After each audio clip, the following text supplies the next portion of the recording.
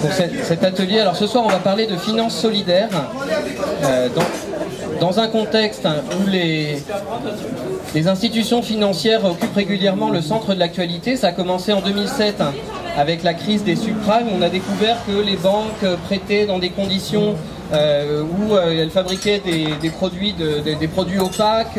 Il y a eu toute la question des faillites de grandes institutions bancaires, faute de régulation, qui a mis sur la place publique un certain nombre de questions. Il y a eu la question des paradis fiscaux qui a rebondi encore récemment avec l'affaire Cahuzac, où on découvre que la personne qui est chargée de s'assurer de l'égalité des citoyens devant l'impôt vit dans un sentiment d'impunité par rapport à la solidarité financière, aux paradis fiscaux, et on voit bien qu'il y a quelque chose avec le système financier qui nécessite une réflexion de fond et qui soit menée.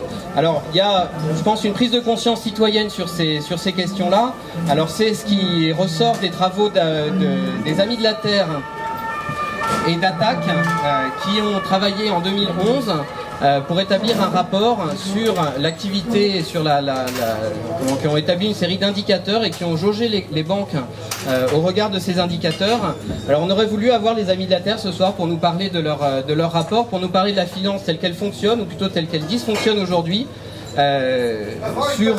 sur les critères des pratiques commerciales, où on a des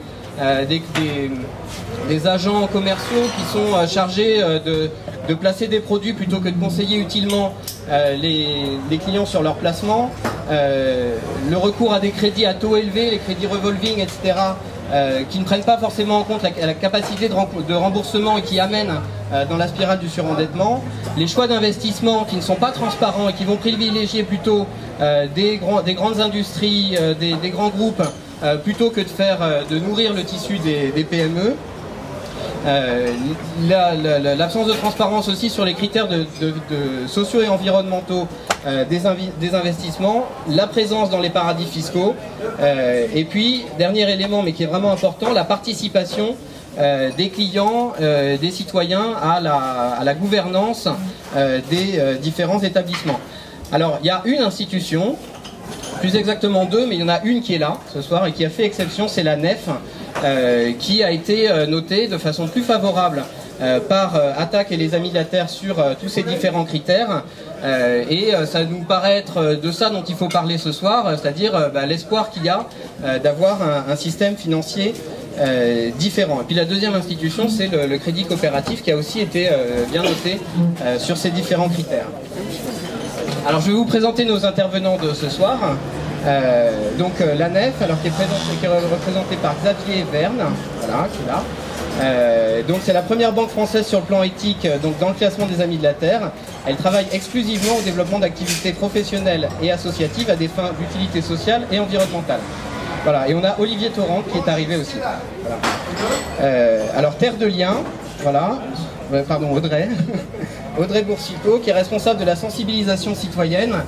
Alors, je vais laisser chacun se présenter, mais en deux mots, Terre de Liens achète des terres pour permettre l'installation de paysans et le développement d'une agriculture biologique. C'est un portage collectif et non spéculatif de la propriété. Avec l'achat commun de terrain, les multipropriétaires permettent à des agriculteurs de se consacrer à une production biologique plus saine et plus respectueuse de l'environnement.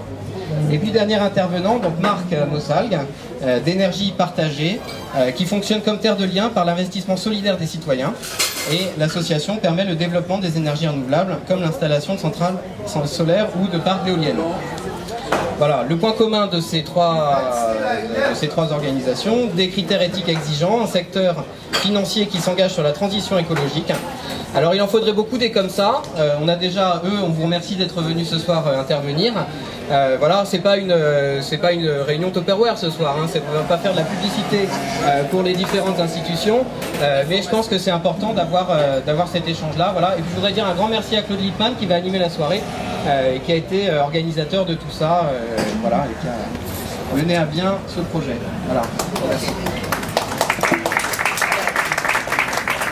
Juste une chose, c'est effectivement de l'information, c'est pas une publicité, même si on se rend compte qu'on s'y trouve bien. Moi j'y trouve, je suis dans les trois, donc en plus d'Europe Écologie.